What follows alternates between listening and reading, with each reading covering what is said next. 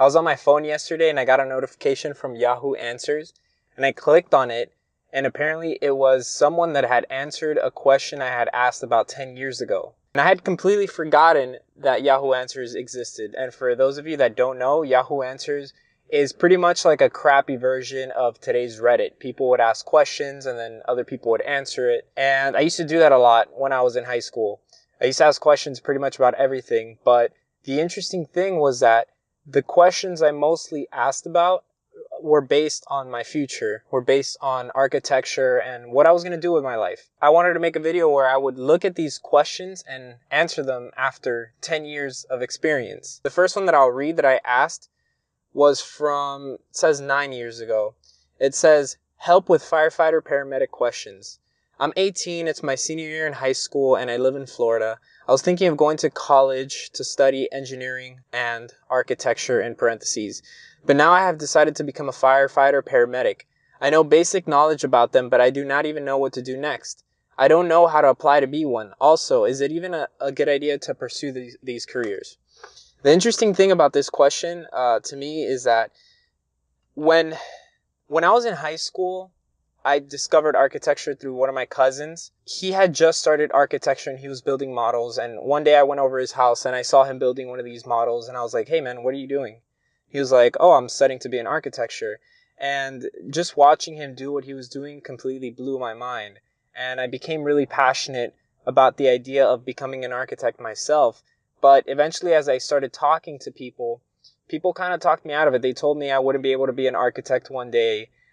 They told me that to be an architect, you had to be good at math, which I was really bad at, that you had to be good at drawing. And I used to be okay at drawing, but I never considered myself exceptional. So basically, people kind of turned me down to the idea. People even told me that architects were really stressed out. They didn't have good, healthy lifestyles. They didn't make enough money. Pretty much everybody that I talked to would kind of point me away from the idea of becoming an architect. So slowly I started pulling away from that idea and I decided, hey, what's the next coolest thing that I think I could do? Because I had no idea what I wanted to do, and that was paramedics or firefighter. I always thought it was a cool thing to do. I'd be in shape and I'd be helping people. And that's where the first question comes from. But obviously I won't answer the question about being a paramedic or firefighter because I know nothing about that. But what I will tell you is this. If you have an idea for your future, what you want in your future, don't let other people tell you what you can or can't do. Because I almost didn't pursue the career of architecture because people were telling me not to.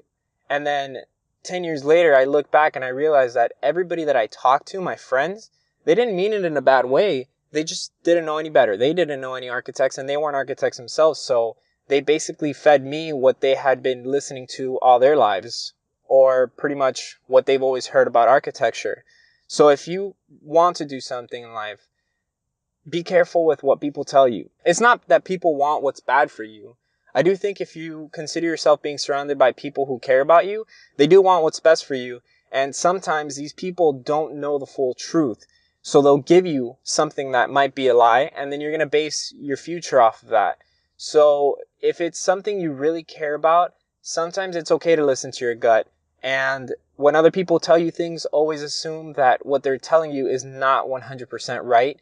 And make sure you do the research to be able to follow your dreams and follow whatever it is you want to do in the future. So in the next question, which doesn't say how long ago it was, but I'm pretty sure that if I was 18 in the last question, I was probably 19 because I graduated high school and I decided, you know what? I'm not going to become a firefighter.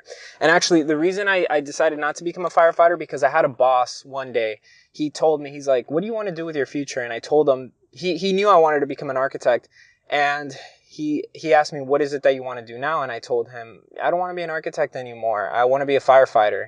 And he told me, that's great. It's a beautiful career, but why do you want to become a firefighter? And I told him, I want to become a firefighter because I don't think I can ever become an architect. And he told me, that's not for you to decide. You have no experience studying architecture, so why don't you try it out first? And I was afraid, I don't want to waste my time. But he kind of talked me out of the whole firefighter thing. And he told me something which may or may not be true. He told me, what if you're a firefighter and one day you fall and you break your leg? You can't rely on anything else. And that same mentality goes for any career. If you get injured or disabled some way or somehow, it will be difficult for you to do whatever it is you want to do. But in my case, that's what talked me out of becoming a firefighter.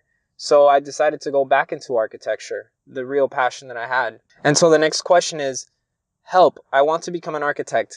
It says, hello, I'm currently in my senior year in a pretty good high school in Miami, blah, blah, blah. It says, my question is, if I do really good in college, would I be able to transfer to a better university and become an architect?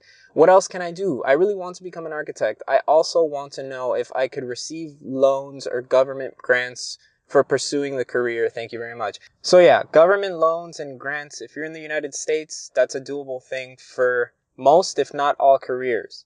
I think the main part of the question is, what else can I do? I really want to become an architect. So I'm obviously answering this question that was from me 9 years ago, but if I was to receive that same question from someone who's in middle school or high school, or maybe in college thinking about switching their majors, I would tell them this. Anything that you can do to get experience is always going to be great. Now, how can you get experience? Nowadays, we have something called YouTube. We have something called Reddit. We have something called Pinterest. We have books. We have Netflix. We have so many ways of learning something that it's just incredible. So if you want to study architecture or you want to study anything else at all, why don't you first start surrounding yourself with things that you can find on Netflix or things that you can find on all these other websites or forms of media that I just talked about? Because that way you can start to be consumed by what exactly the career is based on, and then you start to develop your own educated ideas on what it is that you want to do. Another thing that I would highly suggest, I don't think if you're in middle school you can do this, but definitely in high school, is reach out to local firms. Ask them if you can drop by, maybe once a week, maybe once a month, where you can just watch them. Maybe you can just sit around, look at these professionals, generate floor plans, sections, elevations, or whatever it is that you're studying, see what they're doing, because that's also going to motivate you. Remember, if you're around people who have the same dream as you, you're more likely to succeed in that dream. So reach out to these firms, and eventually you don't know if one day those firms can actually hire you once they're able to hire you, once you're of age or once you have certain degrees that you need. But it's important that you contact people who have experience doing what you want to do in your future. The next question is, how does an architect get paid? So obviously, you want to do something, college is expensive, you're going to have to pay a lot of money, you're going to want to make money back, right? So I was super concerned with how much an architect got paid, and everybody was telling me architects didn't get paid well. But the question says, yes, I know they don't make much to start out. I know. I'm saying I knew that. No, I didn't. That's just what I had heard. And I know that there's a lot of competition, but how exactly do they get paid and how much? Well, there is a lot of competition, but there's a lot of competition in any field. There's just a lot of people on earth. So chances are what you want to do, hundreds and thousands of other people want to do. But don't worry about that. Don't worry about being the best. Don't worry about how many people are doing what you want to do. Focus on yourself. Focus on getting better. Focus on following your passion. Focus on just being happy. And then everything else comes. And I'm telling you this from my own experience. I was always so concerned with how much money was made in fields, and I wanted to make money and all this stuff. And all that came after. That was never important. I actually chose architecture knowing, like I obviously said here, that I wasn't going to make a lot of money. And that's not true. But I'm not going to get into that. What I will tell you is this. If you're doing something that you're interested in, focus on getting better at it. Focus on being around people that do that, whether it's in person or even digitally. But focus on getting better, and everything else is going to come. I'll be fair and I'll answer the question of how exactly do architects get paid. That depends. If you're working at a firm, you're probably going to get paid hourly or salary. If you own your own firm, then it's basically a commission-paid job, meaning the bigger or the more complex the job is, or the more popular you are in architecture, the bigger percentage you're going to get paid for the whole entire construction. Now, there's different phases that architects play a role in. There's the design phase, which is the schematic phase. There's the design development, which is where you're starting to look at how the building is going to be put together. And then there's the construction document phase, which is where you're basically telling someone how they're going to put that building together down to the very smallest detail. And an architect can get paid for all three of these phases. They can get paid for one of these phases. So there's many ways that an architect can generate money in architecture, but that shouldn't be really something that you're concerned with. Just know, obviously, if you work in the field of architecture, you're going to make money. You're not going to work for free. And when you go to school to study architecture, you start becoming more creative. So I'm not surprised when I hear that architects are doing other things such as designing furniture or designing jewelry, just because you're taught to tap into your creativity, that you're going to learn how to adapt to whatever's around you. So if you find that you're not making money, you might find other ways to use that degree to make money. So don't worry about that. Focus on getting better. The third question was, do architects spend enough time with their families? I said that I was always getting told by people that architects had miserable lives and they worked so much and they got paid so little for what they did. This may or may not be true depending who you ask and depending their perception of their lifestyle. But I will tell you this. I do know a lot of architects that do spend a lot of time with their families, and I know architects that don't spend too much time with their families. But it's all about priority. It doesn't matter what career you're in. If you make it a priority that you want to spend time with your family, there should not be a career out there that should hold you back from it. And if you make it a priority to spend time with your family, then there should be no reason why that shouldn't happen. So this question is from 6 years ago. I was already in my second year of college studying architecture, and the title is Architecture in College Overwhelmed Me. It says, I'm in my second year. I know I just started. I really love it, but I feel lately like my ideas aren't good. I mean, I'm full of ideas, but my professor never understands me. Wah, wah. I don't know if it's my professors or me. This causes me to lack motivation and therefore lose time and quality on my projects. What can I do? Professors are such a great tool to have because professors are more knowledgeable than you. They're more experienced. You can ask them your ideas, but architecture, especially at the beginning, is very subjective, meaning you have a lot of ideas that you're coming up with and a lot of ideas that you're generating. Other people might not see them the way that you see them. And that's not always the problem of your idea, but instead the problem of how you're communicating this idea. So if you are one of these people like me in the past that had problems with professors telling me that my ideas were wrong, then I think that what you should focus on is find a better way to communicate your ideas. Maybe you got to focus on your diagrams more. Maybe you got to focus on putting more time into your renders. Maybe you got to develop your sketches a little bit more so that they read it a little bit clearer. But don't ever let someone tell you that your idea doesn't work, especially when your idea is still being formed in your mind.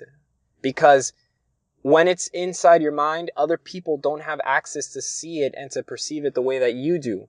So make sure you have a clear way of explaining it. And if someone tells you you're wrong, don't give up just yet. Keep working on it. Make that idea a little bit stronger. But also, you got to look at your ideas with an unbiased opinion.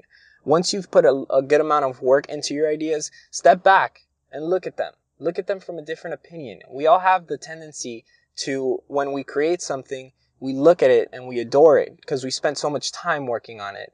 But sometimes you have to step back and you have to almost pretend that you didn't create that. You have to look at it with a clear mind in order to make that idea stronger. Now, the other part of my question was, it says, this causes me to lack motivation and therefore lose time and quality on my projects.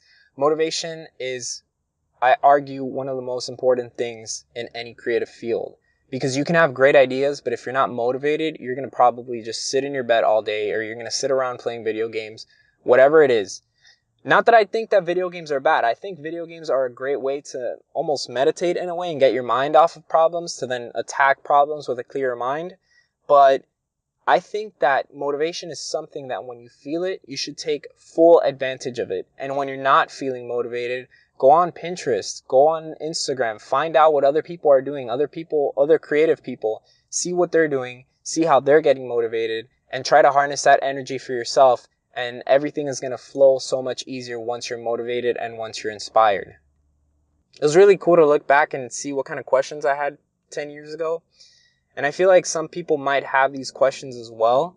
And if I can help in any way, send me a comment, follow me on Instagram at Who Knows Podcast, and I'll try to help you as best as I can. But I guess the main thing that I want to say from this video, or that I want to take away from this video, is that don't worry too much about what other people are telling you about what your future is going to be like. Nobody should dictate what your future is going to be like. You should always listen to advice from everybody, whether you think they know a lot or whether you think they don't know a lot. Because sometimes the people you think that know a lot really don't. And sometimes the people that might seem like they don't know much actually have really good points.